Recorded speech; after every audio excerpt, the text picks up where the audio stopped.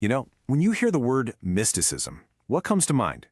Is it some vague, floaty feeling, a random flash of insight that you can't explain? Well, today, we're going to look at it in a totally different way. We're going to explore mysticism not as some mysterious gift you're born with, but as a structured, intentional path, a discipline that anyone can actually learn. This one sentence right here just cuts through all the noise, doesn't it? It's such a powerful reframe. It means that instead of just waiting around for some lightning bolts of inspiration to strike, deep insight is something that you cultivate. It's something you earn through dedicated practice. It completely shifts the idea from being passive to being active. So, okay, if it's a discipline, where in the world do you start? Well, it's not with some complex doctrine you have to swallow or a set of beliefs you have to accept. The starting point is actually much, much simpler. It's pure, direct observation. To make this real, let's follow the story of someone we'll call Arya. Now, she wasn't looking for supernatural powers or anything like that. Her quest for something way more profound. Unshakable clarity.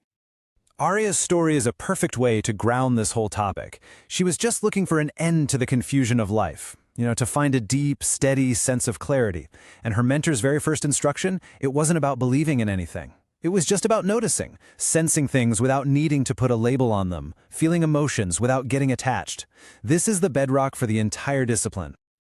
All right, so with Arya's story as our anchor, let's zoom out a bit. That word, mysticism, gets thrown around all the time, right? But what do we actually mean when we say it? Where did the term even come from? Believe me, understanding its history is the key to getting what it means today. The word itself gives us a huge clue. It comes from the ancient Greek muo, which means to conceal or to close, like closing your eyes and your mouth. So originally, a mystikos was an initiate, someone who was brought into secret religious rites that were totally hidden from the public.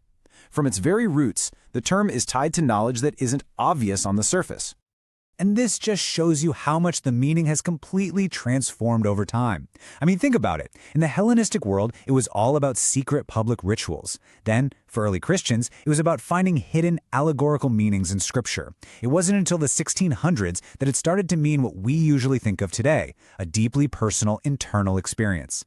And by the 1800s, it basically became synonymous with having a direct, personal experience of the divine. That journey from a public ritual to a private experience, that's a massive shift. So let's get back to Arya and her mentor. He gave her this incredible metaphor to help her understand two different ways of knowing, a metaphor that's really at the heart of so many mystical traditions.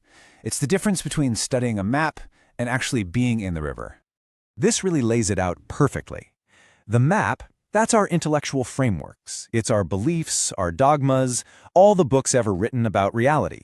They're useful, for sure, but they're just descriptions. The river, on the other hand, well, that's reality itself. It's the direct, lived, breathing experience. This whole discipline is about learning how to navigate the river, not just getting really good at memorizing the map. And this right here is the core principle. The big danger is when we mistake the description for the actual experience. I mean, you could spend your entire life studying maps of the ocean, become the world's leading expert, but that knowledge is nothing like the feeling of salt water on your skin. So this quote is both a warning and a guidepost. Okay, so this all sounds great in theory, right? Experiencing the river directly. But how does that actually translate into practice? How does one prepare? It's not about just sitting down and hoping for the best. For someone like Arya, this is where that abstract quest for clarity gets really practical, starting with the very foundation of your life. For a period of really profound focus, sometimes called a chilla, which is kind of like a spiritual retreat, you need intense preparation. And notice how practical and grounded this is. It involves what you eat, your surroundings, your ethics, even physical purification. Every single step is designed to reduce the mental and physical static so you can heighten your awareness. And the daily work itself is built on simple, repeatable actions. It's not about some big, complex rituals. It's about paying exquisite attention. Noticing your breath, aligning your body, watching your thoughts float by without getting swept away by them, and keeping a journal to track your own inner patterns. Each of these is a tool for building that steady, stable presence. Now, this part is absolutely critical. This discipline demands strict boundaries to keep you safe. You have to learn to tell the difference between your own internal projections and what might be an external perception. Figuring out what's coming from your own mind versus what's coming from outside. It also means understanding the deep power of symbols without getting lost in them. And really, at the end of the day, any practice that messes with your mental stability is a huge red flag. The foundation of this path is always a stable, grounded mind. And all of this brings us right back where we started. It brings us full circle to the very first step, which is also, in a way, the ultimate goal of the entire discipline. Before you can perceive any of the subtle currents out in the world, you first have to understand the currents flowing inside of you. Ultimately, the work starts at home, right inside your own consciousness. The discipline is to simply watch yourself. How do you react when you get frustrated? What are the things you're attached to? What are you really afraid of? The whole practice is to just observe these things as they pop up, without judging them, without trying to fix them. This is that unshakable clarity Arya was looking for, in its purest form. This is such a profound thought from the mentor.